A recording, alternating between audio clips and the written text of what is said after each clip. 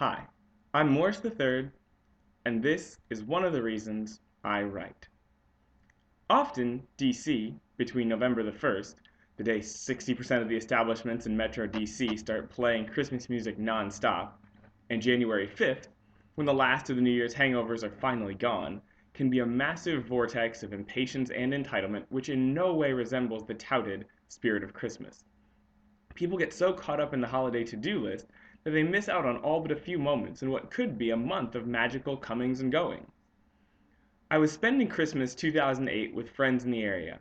I had one gift left to get, a John McCain action figure, a consolation prize for a fairly conservative friend of mine who happened to collect action figures.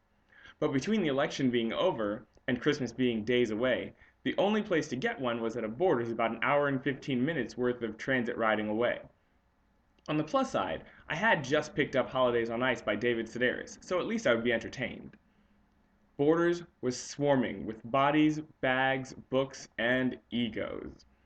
In contradistinction to almost every other trip to a bookstore, I got what I needed, the action figure, and headed directly for the checkout line, settling in for what promised to be about a 20 to maybe even 50 minutes worth of waiting.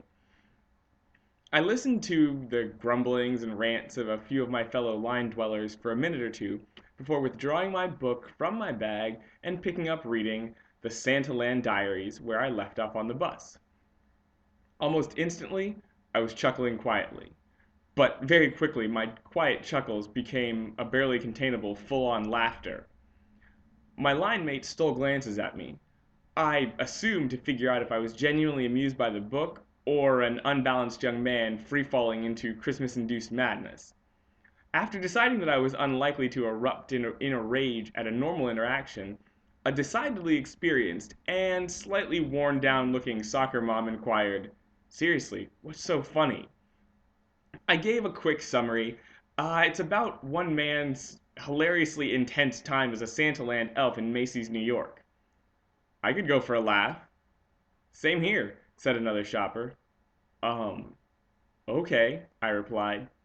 I flipped a page or two back and started reading at the point where the narrator sets up his interview to become an elf. The woman at Macy's asked, "Would you be interested in full-time elf or evening and weekend elf?" I said, "Full-time elf. I have an appointment next Wednesday at noon. I am 33-year-old man applying for a job as an elf."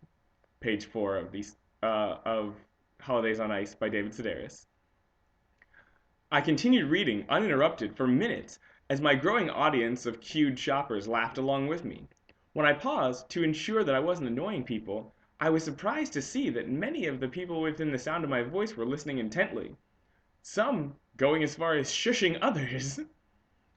In what I consider to be the best line waiting experience I've ever had, even more so around a Christmas time line waiting experience, a dozen or so strangers and I passed an absurdly long Christmas line wait being highly entertained by the words of David Sedaris, and I thought to myself, I'd like to do that for other people someday. I'm Morris Dubose III, and that's one of the reasons I write.